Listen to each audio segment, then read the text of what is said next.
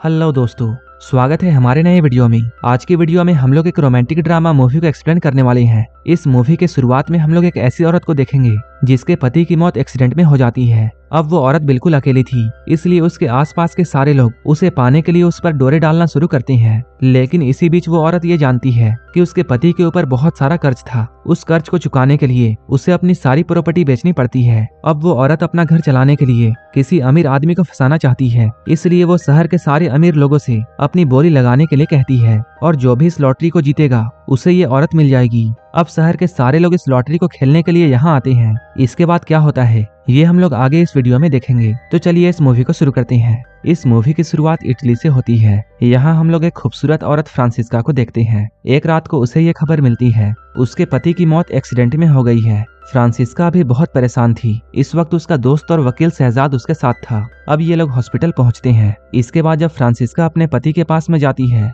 तब वो उसके लाश को देखकर बहुत टूट जाती है। फ्रांसिस्का की एक छोटी सी बेटी है जिसका नाम जूलिया है। वो अपने आप को और अपनी बेटी को संभालने की कोशिश करती है, लेकिन यहाँ मौजूद कई लोग फ्रांसिस्का के अकेलेपन का फायदा उठाना चाहते थे। इधर फ्रांसिस्का के पिता उसे और जूलिया को अपने साथ ले जाना चाहते हैं, लेकिन फ्रांसिस्का उनके साथ जाने से इनकार कर देती है। वो यहाँ आकर फ्रांसिस्का से पैसों की कुछ मदद लेते हैं, क्योंकि फ्रांसिस्का अभी बहुत अमीर थी। लेकिन उन्हें ये बात पता नहीं थी कि फ्रांसिस्का के साथ आगे क्या होने वाला है।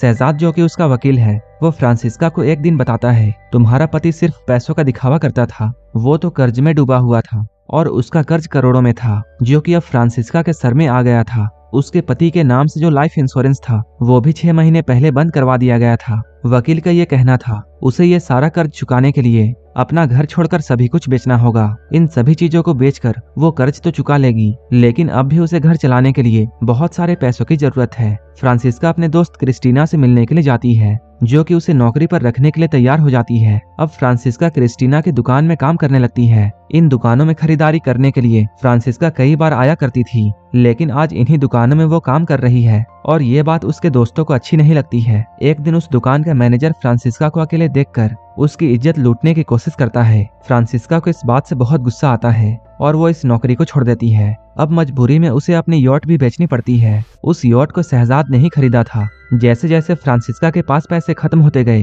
वो घर के सामानों को बेचती गई। उसकी हालत को देखकर सभी लोग उस पर तरस खाते थे, लेकिन कोई भी उसकी मदद नहीं कर रहा था। एक दिन फ्रांसिस्का ये फैसला करती है कि वो अपने कपड़ों और गहनों का नीलामी करेगी और इस नीलामी की तैयारी शुरू की जाती है। यहाँ बहुत से अमीर लोग आए थे जो कि इस नीलामी में हिस्सा लेना चाहते हैं। फ्रांसिस्का यहाँ अपना सारा कुछ बेच देती है। एक बहुत ही अमीर आदमी फ्रांसिस्का से मिलने के लिए आता है। इसके बाद वो आदमी फ्रांसिस्का को अपने साथ रेस्टोरेंट ले गया। शहजाद ने उस आदमी को यहाँ भेजा था। वो आदमी फ्रांसिस्का से यहाँ ये कहता है वो बहुत अकेला है, उसके बच्चे और पत्नी रोम में है। वो चाहता है कि फ्रांसिस्का उसके साथ अफेयर में आ जाए, जिसके बदले में वो हर महीने फ्रांसिस्का को बहुत सारे पैसे देगा। यही बात उसने शहजाद से भी कही थी, लेकिन फ्रांसिस्का उस आदमी की शर्तों को नहीं मानती है और वो उसके ऑफर को ठुकराती है। फ्रांसिस्का अब जान चुकी थी कि उसे पैसों के बिना बहुत तकलीफ होने वाली है, इसलिए वो दोबारा शादी करने का फैसला करती है। एक रात फ्रांसिस्का की मुलाकात एक बहुत ही रईस आदमी से होती है। अगर इस आदमी के साथ फ्रांसिस्का रहती है तब वो अपनी लाइफ रानी की तरह गुजार सकती है, लेकिन जैसे ही फ्रांसिस्का उस आदमी के बुढ़ापे के बारे में जानती है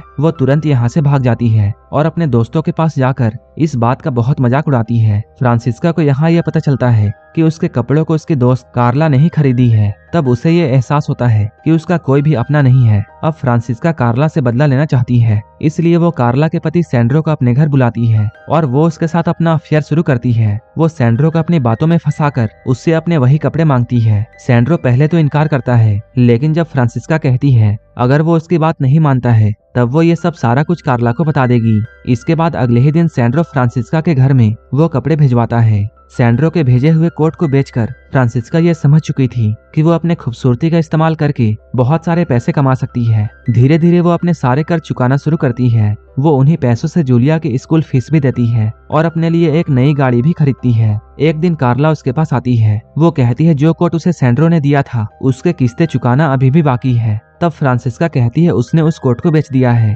इस बात से कार्ला को बहुत गुस्सा आता है। वो कहती है उसके अपने पति की तरह ही फ्रांसिस्का का पति भी उसे धोखा दे रहा था। तुम्हारे पति मॉरिजियो का एक कमीला नाम की औरत से अफेयर था और जिस रात मॉरिजियो का एक्सीडेंट हुआ था वो उस रात कमीला के साथ था। अपने पति के बारे में ये सच जानकर फ्रांसिस्का बहुत अपसेट होती है। इसके बाद वो अगले ही दिन कमीला से मिलने के लिए जाती है। कमीला यहाँ उसे सब कुछ सच कहती है। वो बताती है उसने मॉरिजियो को तुम्हारे और मेरे में किसी एक को चुनने के लिए कहा था, लेकिन मॉरिजियो फ्रांसिस्का को चुनने वाला था। कमीला यहाँ फ्रांसिस्का को देखकर उसकी खूबसूरती की तारीफ करती है। अब फ्रांसिस्का के पास पैसे कमाने का जरिया नहीं था, इसलिए वो एक प्लान बनाती है। वो कहती है वो एक लॉटरी रखेगी और उस लॉटरी को जो भी जीतेगा उसे मैं मिलूंगी। इसलिए वो शहजार से ये कहती है उसे पैसों की सख्त जरूरत है और इसमें ये लॉटरी का खेल उसकी मदद कर सकता है। शहजार इसके लिए तैयार नहीं था, क्योंकि लॉटरी का इनाम फ्रांसिस्का खुद होगी। सभी लोग ये जानते हैं कि फ्रांसिस्का को कई मर्द पाना चाहते हैं और कई लोग उसकी खूबसूरती के दीवाने हैं, लेकिन सभी लोग सिर्फ उसकी खूबसूरती को चाहते हैं। कोई भी उसे और उसकी बेटी को अपनाना नहीं चाहता है। शहजार को ऐसा डर था कि इस तरह के कारनामे करने से फ्रांसिस्का बदनाम हो जाएगी, लेकिन फ्रांसिस्का को कोई भी डर नहीं था, क्योंकि मॉरिजियो के अफेयर के बारे में सारी दुनिया जानती थी और अब भी सारे लोग उसकी इज्जत करते हैं। वो शहजार से कहती है उसे ये बात कई अमीरों तक पहुंचानी है, जिससे वो लोग मेरे लॉटरी के गेम में शामिल हो सके। अब जल्द ही इस कंपटीशन की तैयारी शुरू कर दी जाती है। एक रात शहजार फ्रांसिस्का को लेकर एक पार्टी में जाता है। यहाँ खेल में हिस्सा लेने वाले रईस लोग मौजूद थे। उनमें से एक आदमी था एनरिको। पार्टी से आते हुए शहजार ये बताता है इस खेल में शामिल होने के लिए कई लोग मान गए हैं। उनमें से कई मर्द हैं और एक औरत है। गेम के रूल के मुताबिक हर एक प्लेयर को 100 मिलियन देने होंगे और जो भी इसके बाद लॉटरी जीतेगा फ्रांसिस्का उसके साथ बिना किसी शर्त के पूरे 4 साल उसके साथ रहेगी।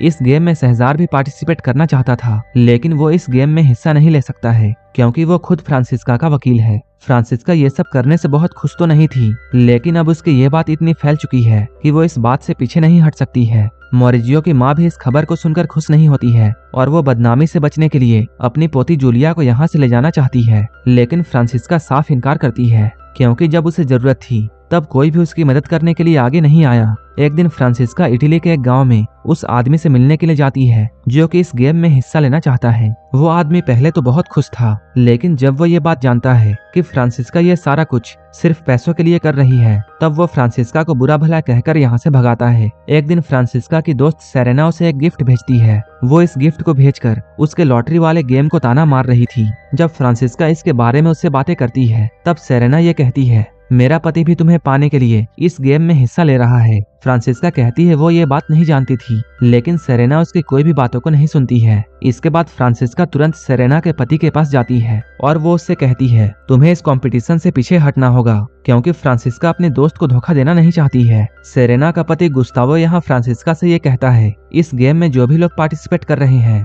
वो सभी लोग तुम्हारे पति के दोस्त हैं। ये सुनकर फ्रांसिस्का बहुत हैरान थी। एक दिन फ्रांसिस्का को ये पता चलता है इस कंपटीशन में मॉरिजियो की गर्लफ्रेंड कमीला ने भी हिस्सा लिया है। तब वो परेशान होकर शहजार से ये कहती है अब उसे सभी के पैसे लौटाने होंगे और इस लॉटरी के खेल को हमेशा के लिए बंद करना होगा। फ्रांसिस्का को अपनी गलती का एहसास हो गया था। उसे ये सब करके अब बहुत बुरा लग रहा था। शहजार उससे कहता है अब बहुत देर हो चुकी है, अब उसे इस खेल को बंद करने के लिए शहजार को चुनना होगा। फ्रांसिस्का ऐसा करने के लिए मान जाती है, क्योंकि वो सभी लोगों में शहजार पर सबसे ज्यादा भरोसा करती है। लेकिन तभी फ्रांसिस्का को यह पता चलता है कि शहजार भी औरों की तरह है और उसका भी अफेयर कहीं चल रहा है। इसके बाद वो गुस्सा होकर इस घर से निकलती है। फ्रांसिस्का अभी बहुत परेशान थी, लेकिन तभी फ्रांसिस्का के गाड़ी के आगे एक आदमी आ जाता है जो कि बेहोशी की हालत में भी फ्रांसिस्का से बहुत अच्छे से बात कर रहा था। उसकी मीठी बातों को सुनकर फ्रांसिस्का उसे अपने घर ले जाती है। अब फ्रांसिस्का एंटोनियो का ख्याल रखती है। एंटोनियो फ्रांसिस्का की खूबसूरती को देखकर उसे बहुत पसंद करने लगा है। वो इस घर से जाना नहीं चाहता है और इस घर में रहने के लिए बहाने ढूंढता है। फ्रांसिस्का भी उसके इरादों को समझ जाती है। वो भी अब इस रिलेशनशिप को आगे बढ़ाना चाहती है, क्योंकि वो भी एंटोनियो को पसंद करने लगी है। अब ये दोनों एक दूसरे के साथ वक्त बिताने लगते हैं। फ्रांसिस्का अब अपने परेशानियों को भूलकर बहुत खुश है। एंटोनियो भी उसका भरपूर साथ दे रहा था। एंटोनियो फ्रांसिस्का से ये कह देता है कि वो अपनी बाकी की सारी जिंदगी फ्रांसिस्का के साथ बिताना चाहता है, लेकिन फ्रांसिस्का उसके साथ डेट पर जाने से इनकार कर देती है। लेकिन इनकार करने के बाद भी वो हर वक्त एंटोनियो के बारे में ही सोच रही थी। एक बार जब फ्रांसिस्का उस अमीर आदमी एनरिको के साथ में बाहर होती है, तभी यहाँ पर एंटोनियो आ जाता है। एंटोनियो यहाँ आकर एनरिको के सामने ये कहता है वो और फ्रांसिस्का एक दूसरे से प्यार करते हैं। ये सुनकर एनरिको को बहुत गुस्सा आता है। फ्रांसिस्का उसे यहाँ से भगाने की कोशिश करती है, लेकिन एंटोनियो ने बात को और बिगाड़ दी। इन लोगों की बहस इतनी बढ़ जाती है कि एनरिको एंटोनियो को पीटता है और उसे पीट कर यहाँ से ले जाता है। इतना सब होने के बाद भी एंटोनियो फ्रांसिस्का के पीछे पड़ा हुआ था। फ्रांसिस्का उससे दूर जाना तो चाहती थी, लेकिन वो कामयाब नहीं हो पाती है। अब इन दोनों का अफेयर शुरू हो जाता है, लेकिन एंटोनियो अभी फ्रांसिस्का के लॉटरी वाले बात से अनजान था। कुछ दिनों के बाद सेजार फ्रांसिस्का को एक रेनेटो नाम के बूढ़े आदमी से मिलवाता है, जो कि फ्रांसिस्का से शादी करना चाहता है। रेनेटो उसे एक बार देखना चाहता था, लेकिन उसे ये बात पता नहीं थी कि वो सेजार को पहले ही चुन चुकी है। फ्रांसिस्का की परेशानियां बढ़ने वाली थी, क्योंकि वो तो अब एंटोनियो से प्यार करने लगी थी। अब एंटोनियो जूलिया के साथ भी एक पिता की तरह बिहेव करता है, लेकिन ना चाहते हुए भी फ्रांसिस्का को एंटोनियो से दूर जाना पड़ रहा था। लेकिन तभी उसे ये पता चलता है कि एंटोनियो हमेशा से लॉटरी के बारे में जानता था। एंटोनियो का ये कहना था कि फ्रांसिस्का को लॉटरी वाला गेम खेलना चाहिए, जिससे उसके पास बहुत सारे पैसे आ जाएंगे। एंटोनियो के इस सोच से फ्रांसिस्का ये समझ जाती है एंटोनियो सिर्फ पैसों के लिए फ्रांसिस्का के पास में आया था। ये बात जानने के बाद वो हमेशा के लिए एंटोनियो को छोड़ देती है। कुछ दिन के बाद सेजार के ऑफिस में छापा पड़ता है, क्योंकि किसी अनजान इंसान ने उसके और लॉटरी के खिलाफ कंप्लेन की थी। पुलिस सेजार से ये कहती है उसे प्रोस्टिट्यूशन और लॉटरी के जुर्म में अरेस्ट किया जा सकता है। अब सेजार और इस गेम में हिस्सा लेने वाले सारे लोग ये बैठकर सोचते हैं कि कैसे पुलिस से बचा जाए। सेजार यहाँ फ्रांसिस्का से ये कहता है उसे पुलिस के पास जाकर ये कहना होगा कि यहाँ कोई भी लॉटरी नहीं खेला जा रहा था। लेकिन जब फ्रांसिस्का को पूछताछ के लिए बुलाया जाता है, तब वो अपने बयान में ये कहती है कि लॉटरी का खेल सचमुच खेला जा रहा था